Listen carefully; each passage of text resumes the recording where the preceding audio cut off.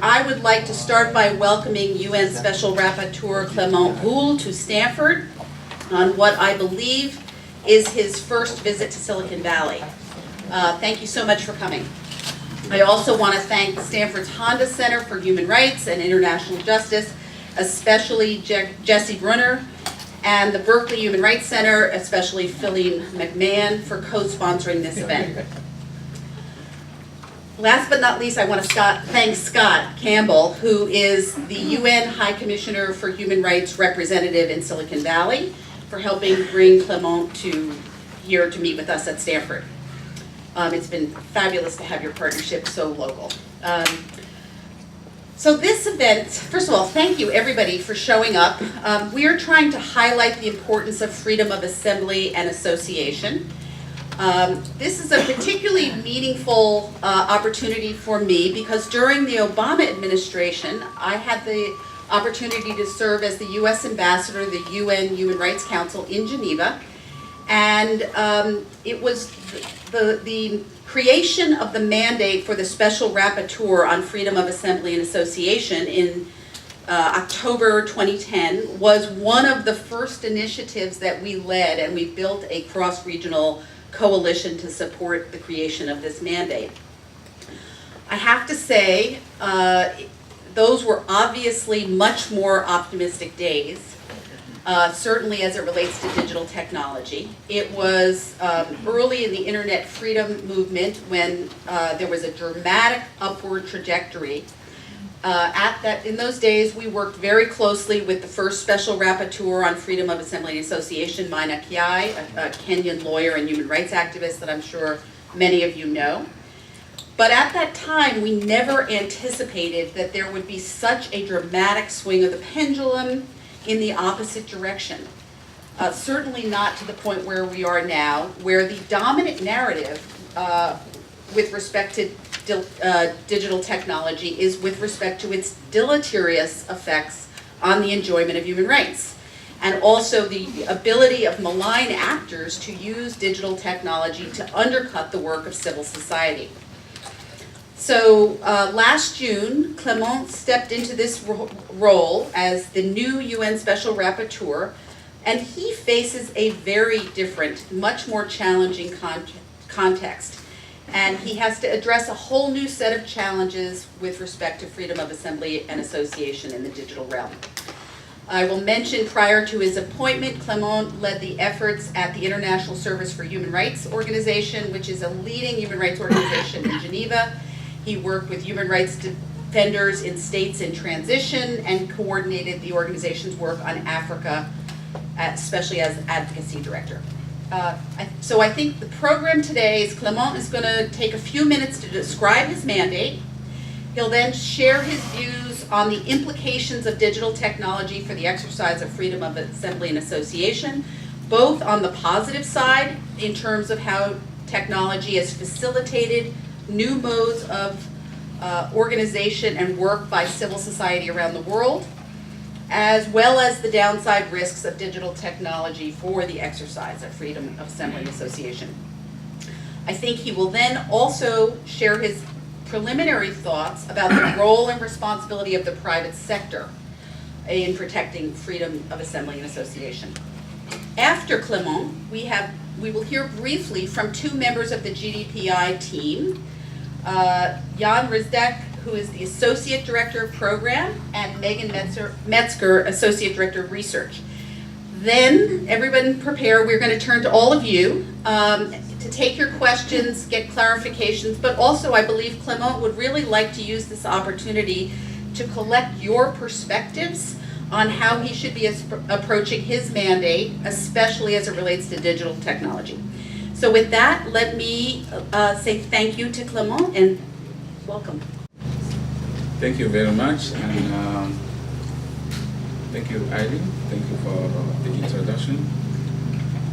First of all, I would like to thank Stanford Global Digital Policy Incubator, the HANDA Center for Human Rights and International Justice, UC Berkeley Human Rights Center, the civic space represented here by Ned, but also the office, the UN Office of Human Rights, represented here by Scott Campbell. As some of you know, my next reports to be presented in June 2018 will be focused on freedom of association and assembly in digital age. The aim for me is really to identify the issue directly impacting the exercise of these rights online and provide, if possible, normative guidance on how both public authorities and the private sector can better ensure their protection. As you know, digital technology has significantly impacted the way the rights to freedom of association and peaceful assembly are exercised by serving both as tool for communication and as space or venue where social interaction takes place, connections are formed, and ideas are shaped. This technology, internet, social media, and mobile phone in particular, have enabled and enhanced opportunity for mobilization and activism. So the positive impact of this technology on freedom of association and assembly is substantial. These tools enhance the capacity of association to coordinate action between large group of members, reach a wider audience, recruit new members, and find funding. Reach a wide audience, reach also many people as this movement can, in order to act for change or to discuss issues related to their own society. In some cases, new technology have changed, lessened, or eliminated the need for formal structure of association, recognized or traditional media. They have also allowed for the formation of purely online association, connecting people around a specific causes or purpose across geographical and time. Digital technology has also provided or made it easier, quicker, and safer to organize and mobilize people in peaceful assembly. In some instances, the digital technology themselves have served as gathering space for online assembly and protest. Citizens have successfully sparked protests using social media, including tools for documenting and live streaming events. Digital tools have also provided safe and anonymous space in which to build networks and assembly online for minority and marginalized groups in society with a strict controlled public sphere who will otherwise face personal or physical risk. For many of these groups, minorities, the online space doesn't exist in their country or is simply too dangerous, the offline space. And the only avenue for them to assemble and associate is through the online place. The crucial importance of this expanding digital civic to the enjoyment of freedom of association has already been underscored by the mandate of UN Special Rapporteur on the right to freedom of peaceful assembly and of association in other reports. Similarly, the UN Human Rights Council has reminded states that their obligation is to protect fully the rights of all individuals to assemble and associate freely online as well as offline. Digital technology are, however, a coin with two sides. The enabling featuring of this technology have also increased the opportunity and capacity of other actors, states and non-states, to unduly restrict online freedom of association and assembly right. During my consultation in Bangkok, in Geneva and Mexico cities, experts and civil society actors have raised concerns over multiple examples of surveillance, censorship, content blocking and filtering, and internet shutdown affecting the rights of civil society and groups to associate and assemble. For example, in Mexico, where I just came from, NGOs seeking accountability for the enforced disappearance of 49 students in Ayotzinapa were targeted with sophisticated surveillance technology sold to the Mexican government to spy on criminals and terrorists, causing chilling effect among civil society actors and human rights groups across the country. Internet shutdown and mobile service suspension are frequently imposed in Kashmir, India, when protests erupt in the region to deny access to information and tools, organization and activism. Digital rights groups track at least 65 internet shutdowns in Kashmir just in 2018. In Kuwait, for example, websites under the category abortion were entirely blocked, preventing women groups to use online tools to discuss and advocate for sexual and reproductive rights. During the consultation, however, experts also recognize the emergence of novel forms of restriction that employ digital tools to silence and question the credibility of civil society and social movements, such as online harassment, stigmatization campaign, and distraction, manipulation, and disinformation tactics. In the Philippines, since the beginning of President Rodrigo Duterte's war on drugs, human rights groups have been demonized, threatened, and harassed online, and in some instances invite violence and hate against them. Many of these attacks were coordinated and originated in fake and automated accounts or bots. In China, a social credit system and computational propaganda and disinformation are used to control public opinion and silence dissent. In many countries, the domestic legal framework has been found inadequate to prevent and protect individuals for these restriction measures, and in some instances, laws are being designed to give broad power to states to employ digital tools to stifle civic space. We have seen new forms of state regulation, particularly cybercrime legislation, that threaten the very existence of a free and open internet. The international human rights legal framework and its applicable to some of these issues have been well studied by other special procedures, particularly the freedom of expression and privacy mandates.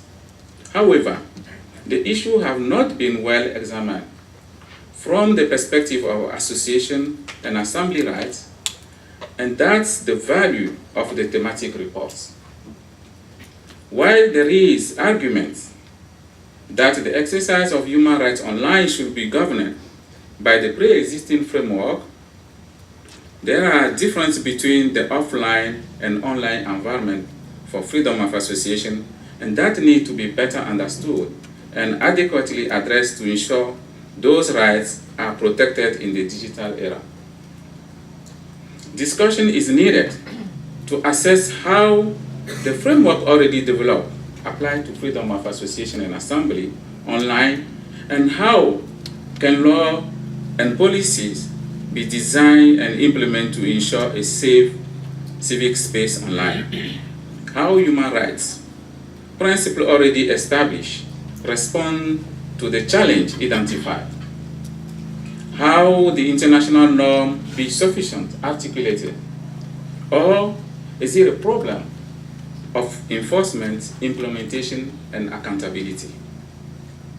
While the role of the state is at the center of this discussion, in my report, I will explore important questions that touch upon the role of the private sector. In many respects, the exercise of freedom of association online is largely dependent on corporate businesses whose legal obligation, policies, technical standard, financial model, and algorithm can also affect those freedoms.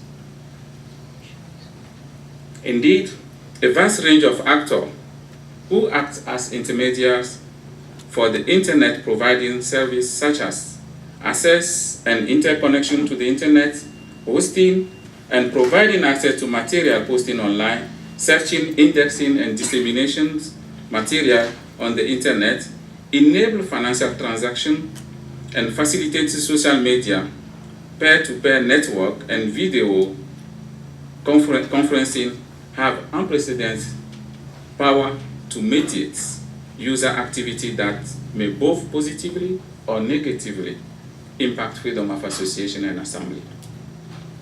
Some of these companies must operate within a framework of law that may infringe on human rights and may invite restriction measures. Thus, I want to understand how the activity of internet, intermedia, and online platform impact freedom of association and assembly. What corporate due diligence to respect freedom of association and assembly online should look like.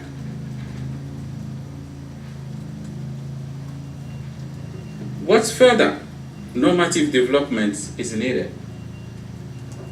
What are the enforcement and implementation obstacles? What tool exists or should be developed to incentivize or compel company to implement a human rights due diligence framework? Have best practices been identified? What is the role of this company when dealing with laws and government restrictive measures that interfere with freedom of association and assembly? How association rights can help tech company, or how my mandate can help tech company to implement this framework and to ensure the safe use or the safe enjoyment of freedom of association and assembly online. In sum, I'm interested in learning how companies understand their role in ensuring the enjoyment of the rights of freedom of association and assembly online. What measure they undertake to achieve this goal, and what genuine limitation they face in protecting these rights. In our discussion today, I want to address some of these questions that I'm struggling to understand. I hear many people concerned. I hear activists concerned. I hear social movement concerned, those who are fighting, those who are in the front line for democracy and rule of law in their country. But I'm struggling to see how companies can contribute for this movement to enjoy these rights and also to mobilize themselves without being a source of risk for them. I'm very sure your expertise will inform my own perspective. Thank you again for this opportunity to speak with you. I really hope we will have fruitful discussion, and this will just be a starting point for us to see how we can all contribute together to help companies to ensure that these tools that are there to support democracy and open society is not used by the restrictive or authoritarian regime to repress democracy and to undermine our world. Thank you very much.